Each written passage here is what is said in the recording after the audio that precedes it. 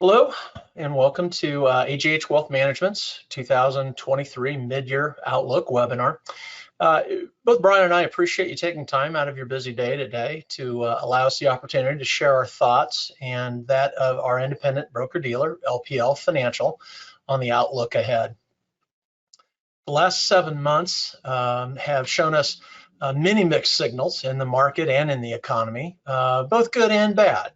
Good signals like continued disinflation in the core cost and the resilience within our job market. However, negative signals have also challenged us, like the inverted yield curve and the continued high costs of business. As we look onto the next 6 months, the question of what kind of economy and market do we get? It's not always very clear, and we would like to help bring some of our thoughts and our clarity amidst all the noise today to provide you with some helpful insights. My name's Brad Bechtel. I'm the president of AGH Wealth Management. Every 6 months, our firm provides our insight and outlook on the economy and the market ahead. The slides you're going to see today are available to you in a full color booklet, which we'll gladly provide to you upon request. We're also recording the webinar today, and it will be made available on our website at aghwealth.com.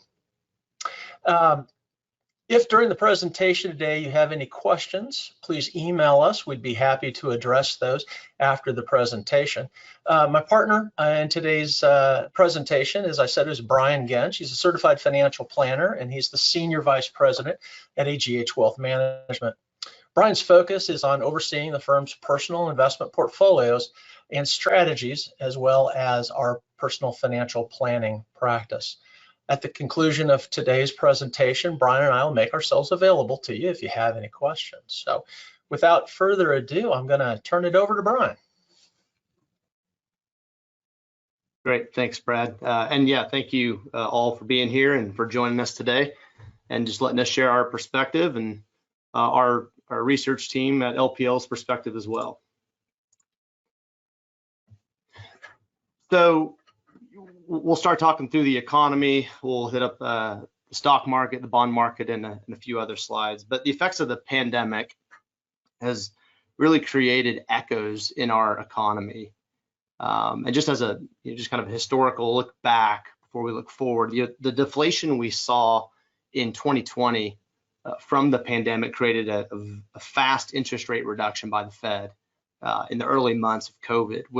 With it came unprecedented amounts of stimulus, both on the business side and the households, which created a consequence of extreme imbalance to the supply-demand curves of both services and goods. And one of the fastest goods inflation rises we've ever seen in the past multiple decades. And when the Fed finally responded to this in 2022, it was very late, and so they responded with force, driving the cost of business and spending up.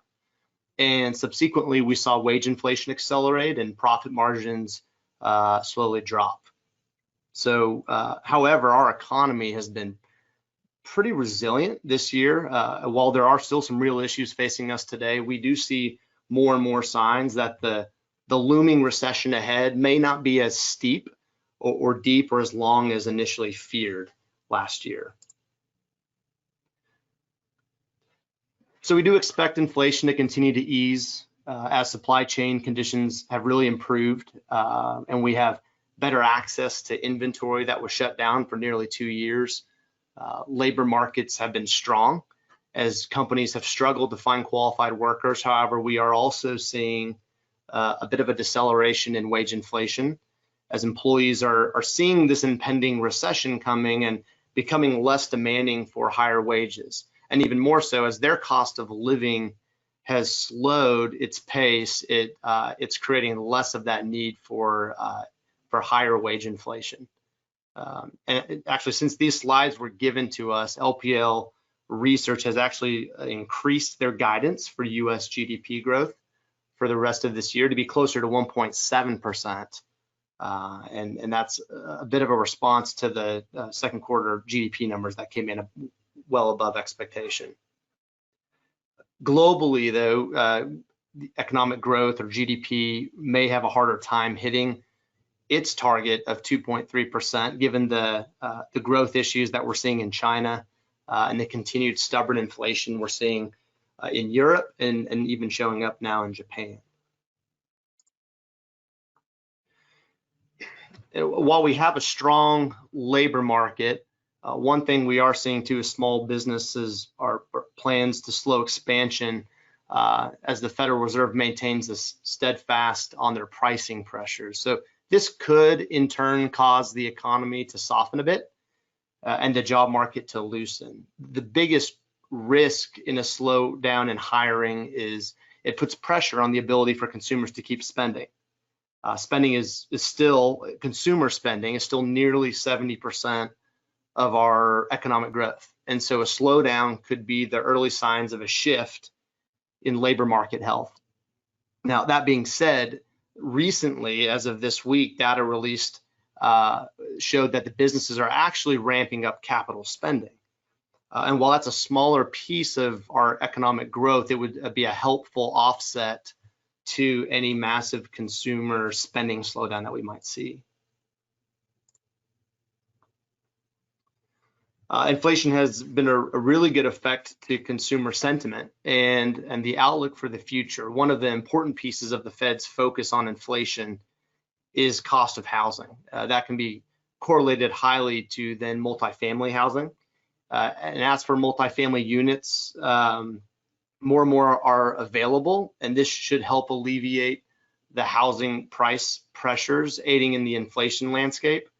Another metric that I've seen just recently that's increasing is rental vacancy rates, and it's not in an alarming rate, but it is increasing slowly from its trough, and it's still well below the averages. But if vacancy rates are increasing, that's going to be a helpful effect for inflation on rent to stay low. So we're going to actually get tomorrow, we get CPI numbers, which is consumer price inflation, and then on Friday we get producer price inflation. So we'll be looking, and I think the whole market's looking hard at those numbers to see if the continued trend of disinflation continues.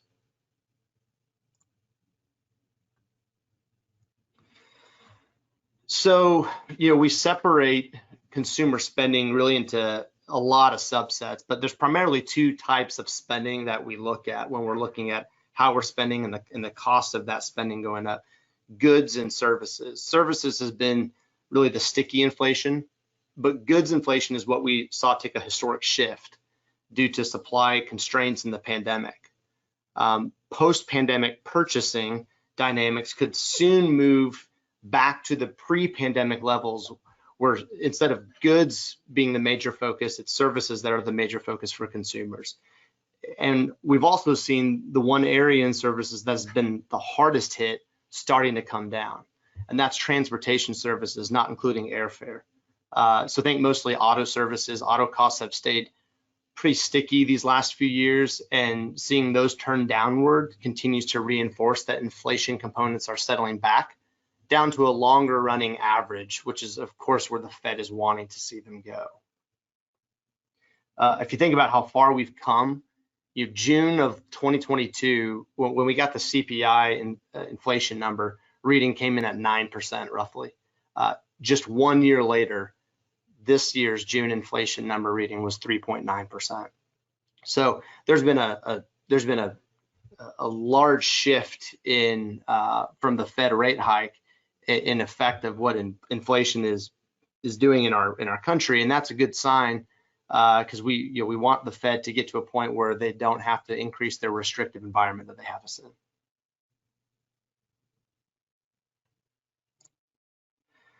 So if we kind of turn and look at how does this affect us from the stock market and the bond market and just investing in general, we look at what's been going on in equities, and the stock market has given us some positive signals. Many stock market indices have shown a very positive year-to-date rebound that really started back in October of last year. if this is just a list of different ways to look at what the stock market's done historically. Given the present central bank's focus on pricing pressures and inflation and the risk of recession, stock market indicators are pointing towards better returns. And this is a reason why it can be important for investors to maintain a long-term posture when they're investing in stocks. When we look at information like what's on the slide, we do so because we use the Mark Twain saying that often history doesn't necessarily repeat itself, but it does rhyme. So we can get some indication of how the market can move in the future by seeing what it has done in similar situations in the past. All of these supportive indicators are helpful. I think one of the most telling indicators on this slide is the fourth one down, that after the first 20% increase in stock markets from a bear market bottom, on average, the next 12 months have been positive 92% of the time, with an average return of almost 19%. So I'm not saying things look just completely fine in the market going forward, but just because we've had a good run doesn't mean that that run will come to an end. And I think that can be an easy trap to fall into as an investor after you've seen the initial pop after a bear market low.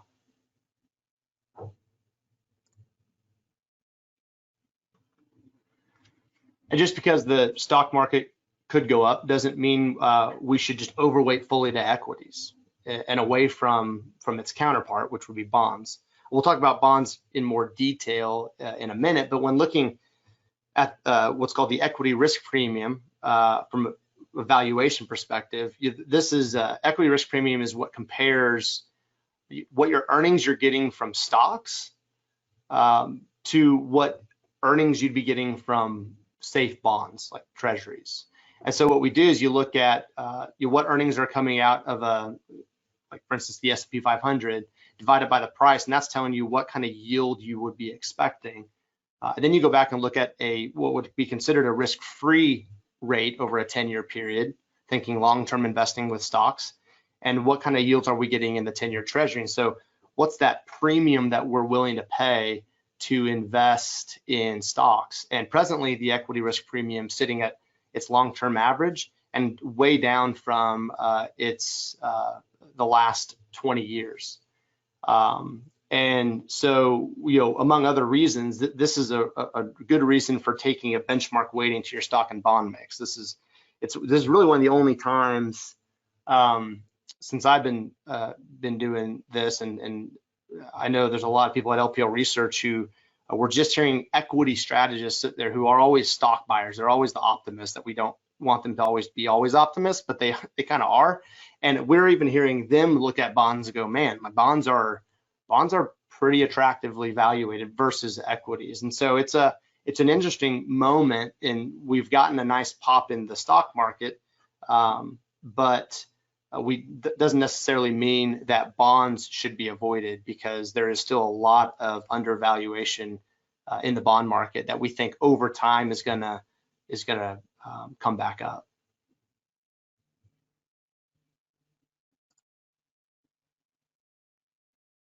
So LPL Research estimates the probability of different types of recession environments as it relates to what kind of earnings we would see. Then they weight them and they take the weighted average, and it basically helps them come up with their expectation. And the expected earnings to be around $213 for the S&P 500 this year. Second quarter earnings have been really strong, and currently we're showing earnings of over this. And so I could expect LPL to raise their guidance once earnings seasons is over, if the rest of the reports signal the same. But it's good to also remember that just if earnings do slow down, if we get a earnings session over the next year that is negative versus the year before, just because we have earnings declines does not necessarily correlate that the stock prices will go down. It's another reason why it's important for equity investors to focus more on the long-term perspective than the short-term earnings reports that come out each quarter. 65% of the time when earnings were negative, the market posted a positive or flat year that year. And so I know we've had a really good year. And so taking all that into perspective, with the different things we've already talked about, we don't quite know what the future looks like. Well, obviously, we're getting a little bit of volatility here in August, but I don't think that the overall stock market is running out of steam. But we do have things underneath it that are important to look at to make sure that we're not overweighting in areas and in places that we don't want to overweight.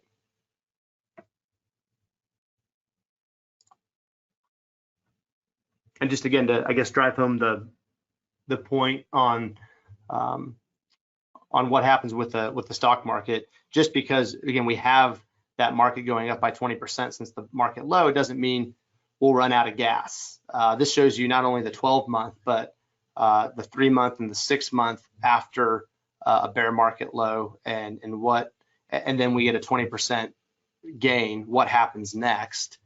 And short term and medium term, 3 months to 12 months, the market has been very resilient and continuing that trend forward. So there's a kind of a saying in the industry, the trend is your friend. And when there's actual momentum happening in the stock market, that's a positive thing. Obviously, last year, for most of the year, the trend was not our friend. So while we do expect to maintain some volatility this year going forward, we don't necessarily expect that the trend to shift from upward moving back down to a downward moving market. And one other thing I'd say before we jump onto the bond side is there's something you want to look at when you're seeing a stock market like the S&P 500 go up.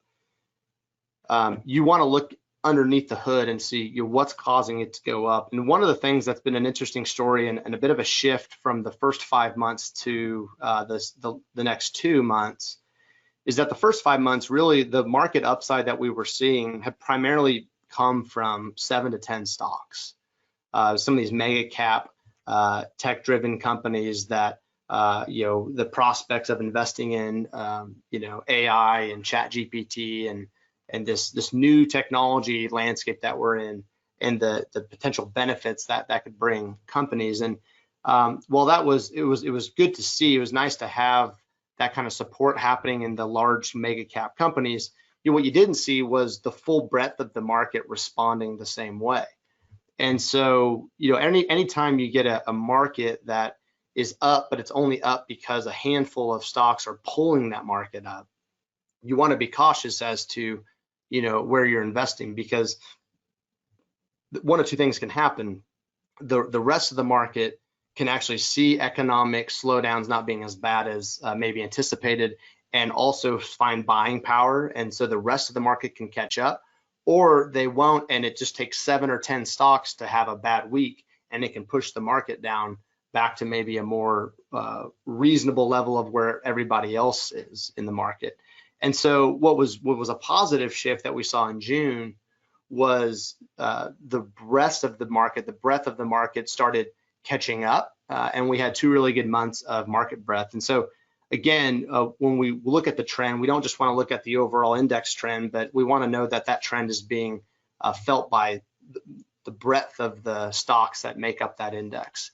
And we really saw a lot of that come into play in June and July, and that's a positive thing for investors.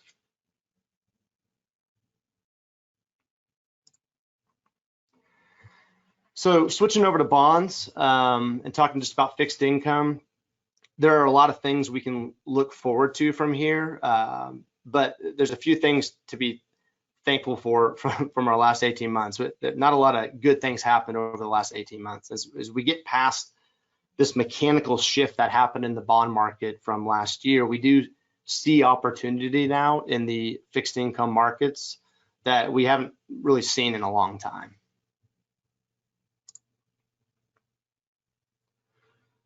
So again, looking at past market history, once the Fed is done raising interest rates, Treasury yields have typically declined.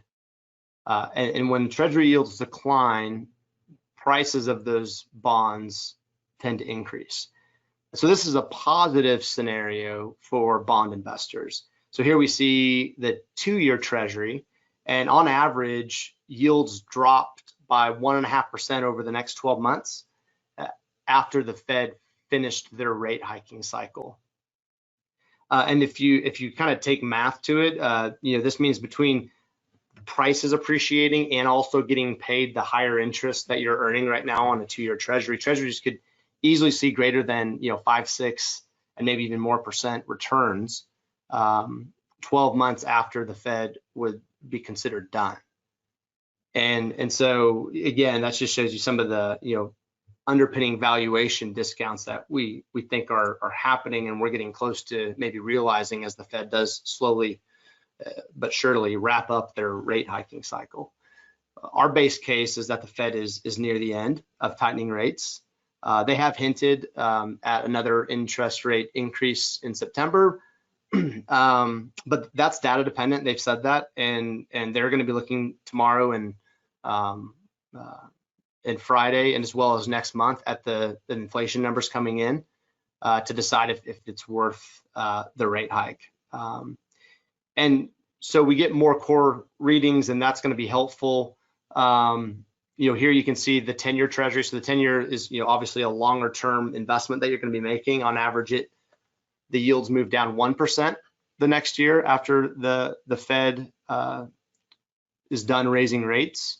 And that's a more significant, when you have a longer term bond, a 1% shift is a much greater effect to those prices than a shorter term bond like the 2-year treasury. So again, you could still see some really strong potential returns that are being built up in the treasury market. And I think we've all seen that. I mean, I don't know how many bonds and treasuries I've purchased over the last 18 months for our clients, but it is more than I ever thought I would be buying. And there's going to be a point in time when we look at these short-term treasury rates we're getting, and we say we need to go back and look at the long term and make sure that we're going to lock in maybe some of these these low prices and these high rates, not just buy 6-month, 12-month treasuries or CDs from banks and things like that. And it matters because the rest of the core bond market has done really well too, not just short-term treasuries,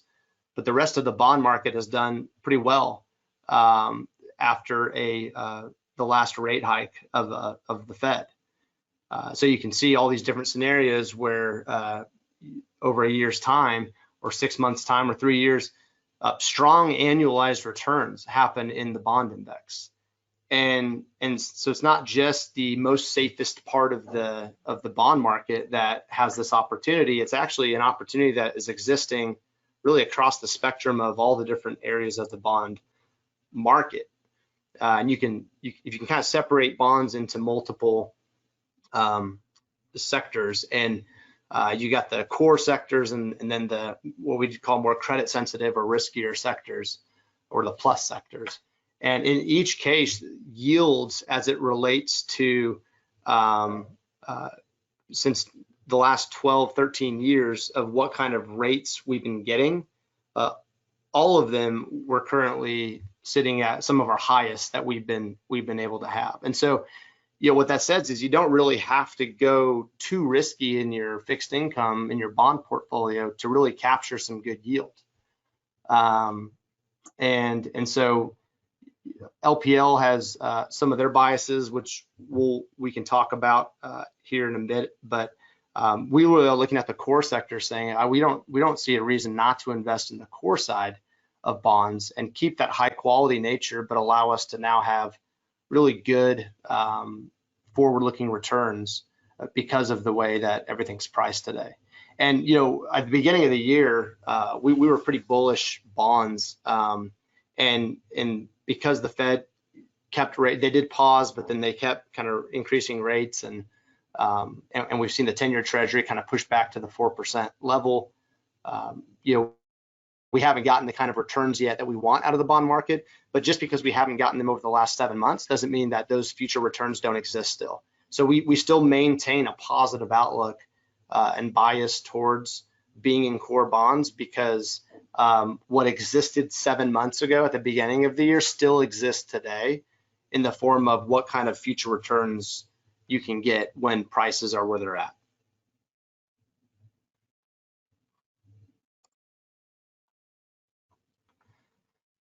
given the hawkish Fed mandate, that we have seen those short-term bond yields attractive compared to the past 10 years. And in this case, compared to 18, 20 months ago. What kind of returns you were getting in the Treasury securities for 1 month to 1 year Treasuries, huge change. And this is all a manipulation of the Federal Reserve's rate hikes of what's caused this to change. But if you think about it, again, it's why we saw bonds fall back. If you were owning a bond in 2021 and you owned a high quality corporate bond that was paying 5%, and then 6 months later you could buy a 6-month Treasury that had effectively no risk at the same rate, to buy that corporate bond, you're going to have to offer it at a discount. And it's a mechanical shift that happens when these short-term rates go up for a short period of time. So the big question we've had, and the reason why we're still allowing our clients to, we roll over into more 6 and 9 month Treasuries, is because the Fed has not signaled yet any sort of rate decrease confidently enough for us to say we need to start locking these in. But this party will end. And once this ends, whether it's because inflation did what we wanted it to do and the Fed decided they didn't need to keep rates as restrictive, or if we do run into a meaningful recession and the Fed lowers rates in response, these will not last forever. And so we want to be careful that we don't stay at the party too long and be the last ones to leave, because what we're doing is we're missing opportunity in more of that longer bond sector. And so we're not opposed to taking cash and making it earn good earnings. And for sure, if our clients have cash and investors are holding cash on the sideline anyway, it's nice to be able to make some money off of that now. But at some point, investors are going to take that cash and they're going to move it, and it's going to either move into the longer-term duration bond strategies, or it's going to go back into the stock market where maybe it came from, and it's going to create some extra support on the stock market side too. So again, we'll take it as we get it, but we don't want to look too short-sighted and miss out on opportunity for the long term.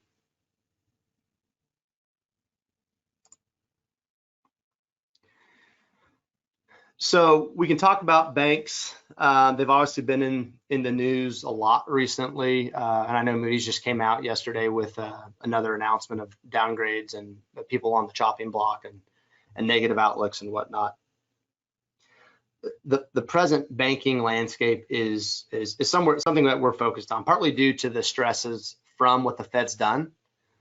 Lending conditions just continue to tighten for both high yielding companies in commercial and industrial loans and bank space, which is going to be a negative for companies that rely on these more higher yielding debt to fund their operations. So we think that this continues to put pressure on business spending and profit margins, and it could be another piece of that collateral damage that leads to the economic slowdown of spending.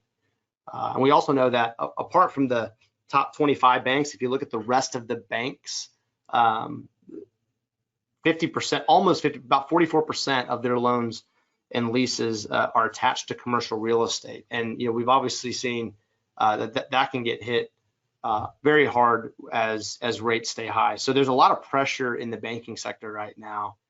We don't think there's a systemic issue with banking. We don't think all regional banks are the same, and we don't believe that the banking issues we saw in March with some of the regional banks that got caught in a pretty bad timing of a storm and some definite bad decision making, but that's not indicative of the rest of the market. There's still a lot of liquidity. If you look at even the banks that just got downgraded, they have really good liquidity, and their regulators in some cases have upped their liquidity ratings. So the banking system itself is not, we don't think, in shambles. What we do think is that there's extra stress put on their balance sheets, and there's restrictiveness happening in the banking sector due to all the things that have happened over the last 7 months, and that's going to be really a pressure on spending, both business spending and potentially consumer spending. So while again we're not worried about the banking sector. In fact, we like the discounts we're seeing in some really strong banks. We do think that what's happening in that sector is could continue to create that extra slowdown in economic growth from a slowdown in spending.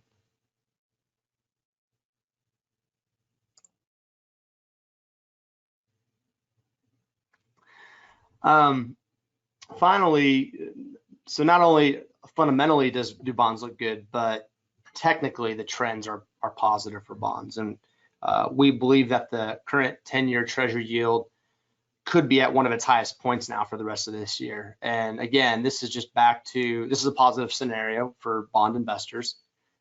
Continues to show signs that yields are creating a positive outlook for the next 12 to 18 months.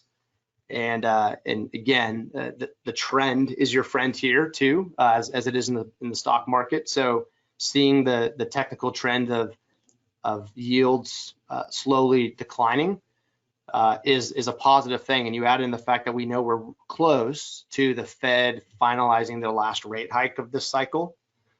We maintain a pretty bullish stance on the bond market. And one other thing just to remind us about the bond market is, and why a lot of investors invest in the bond market. We invest in the bond market because when the stock market fluctuates, we want to have that stability, that buoy net that's sitting there holding some of the portfolio up. And the challenge we have last year was because of what the Fed did, that really mechanically broke that down. And so we didn't get the safety net in the bond side last year. But just because it didn't work last year, and we heard a lot of people putting out articles and white papers that the 60-40 portfolio is dead. And we don't sign on to that perspective. We think that it fell asleep, and it was hit with a and I hate the word unprecedented, but a very unprecedented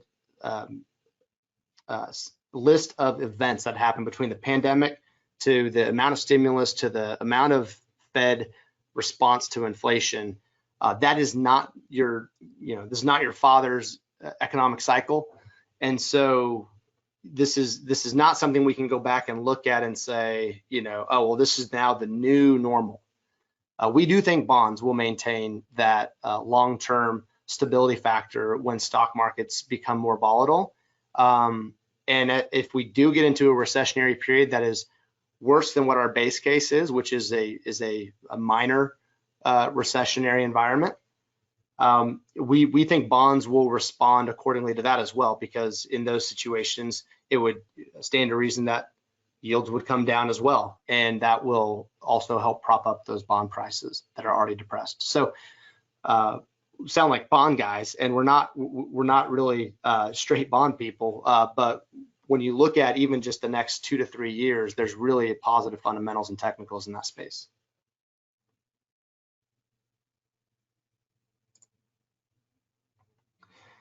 So we'll briefly touch on commodities and currencies.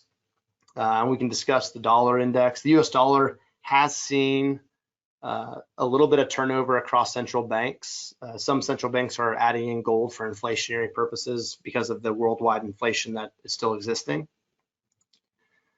So because of that, we've seen a decrease in allocations of foreign reserves that are allocated to the US dollar. I just want to make a quick note on this because a lot of times I hear, and I know Brad hears, that one of the fears with investors is the dollar will lose its reserve status. I just want to take note of what this graph is showing. While yes, the US dollar has been decreasing its stake in world reserves, this isn't all of a sudden a new thing. Over the last 25 years, the US dollar has lost its allocation to foreign reserves. But go look at what the dollar's done as it relates to its strength versus the other currencies over that same time frame. In October of last year, the dollar was literally the highest it's been in 20 years. And clearly losing reserve power doesn't 100% correlate to a weakening dollar. The other side of that discussion is that, and I would say that we welcome a bit of a weaker dollar.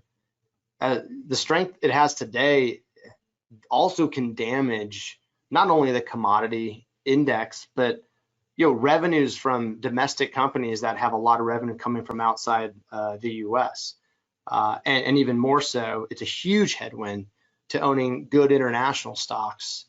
And we believe that international positioning is going to become more and more important the further we get through this cycle. If you've been to the last 4 or 5 of these webinars, you know that's a pretty steep shift from what we've said in the past. And we're not saying we're all in international. We maintain a underweight to international in our managed models. We also have very little allocation to emerging markets. But we do see that the dollar potentially continuing its slow weakening cycle that we're seeing in it will have some benefits in the investing world, and not only in potentially commodities, but also in international, and then even large U.S. companies that have a lot of revenue that fall outside of the U.S.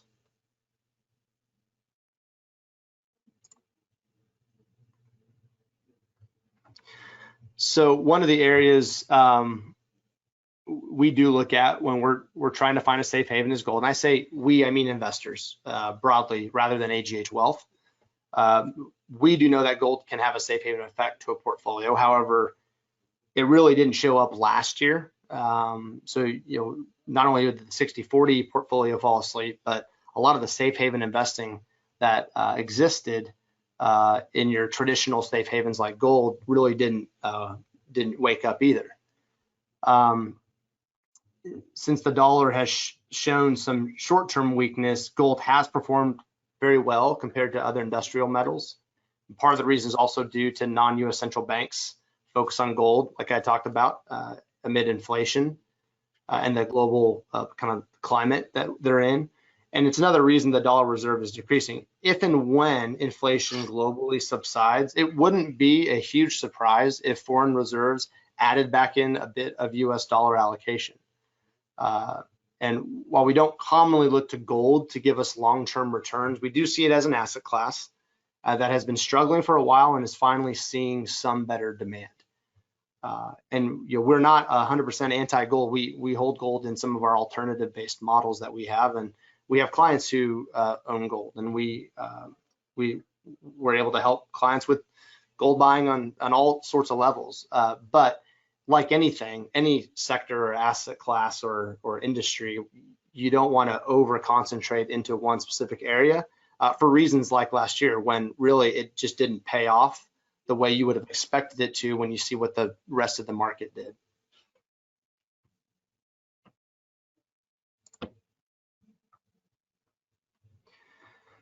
So one of the things that we've done for probably the last 4 or 5 years in these webinars is, again, our research team at LPL, they have a team called the STACK team, Strategic Tactical Asset Allocation Committee. It's a handful, and we really like acronyms in this industry.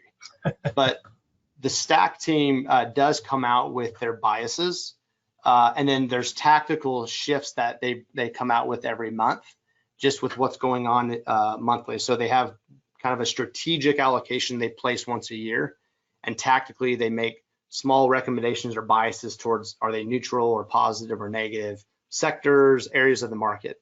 So we like to share those with clients as well. Those are also available monthly and can be sent to anyone upon request, or if you want to call in and say, hey, what are they thinking about, gold or emerging market debt? They will always have something we can come back to you with for some perspective. Right now, if you look at what they're positive, they see the same signs of the demand of the dollar slowly going down, especially as our Fed slows down and stops our rate cycles, while Europe and Japan are not necessarily doing the same thing. And so that's going to put some extra pressure on the dollar strength. So there's a lot of benefit for seeing some international equity that could be a good part of a portfolio.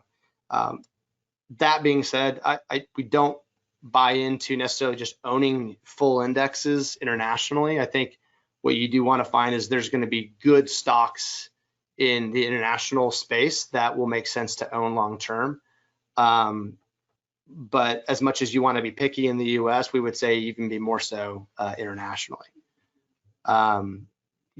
They are positive large cap stocks as well, and that's more of a just an understanding of that we haven't had this slowdown economically, that this broad-based recession yet, and if that were to happen, large cap stocks tend to do better than small cap stocks. So larger companies can tend to weather those from a price volatility standpoint better than smaller companies. Industrials is a area that they're positive in.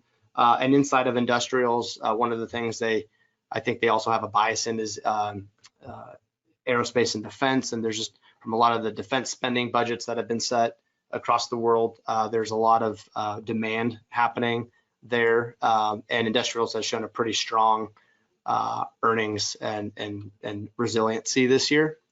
On the fixed income side, if you're looking past core bonds, they do like preferred securities.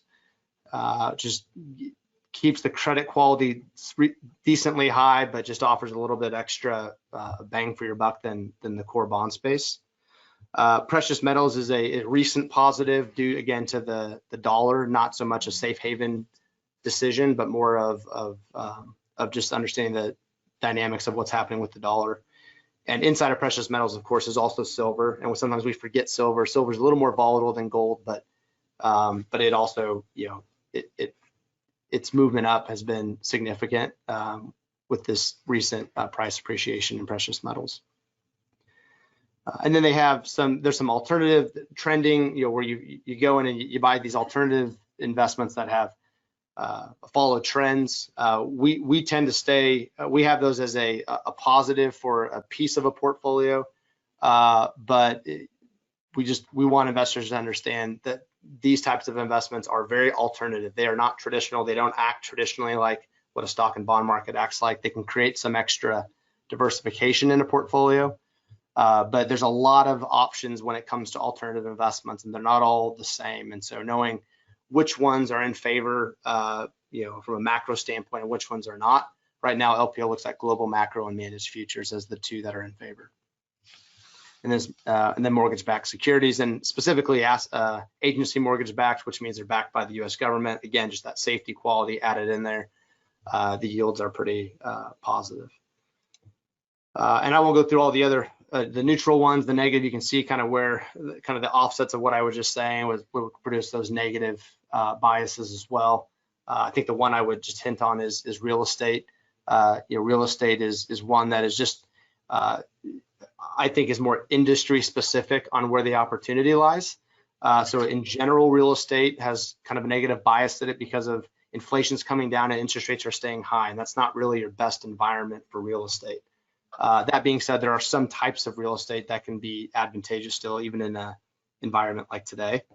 But this is kind of where their allocations are showing their recommendations.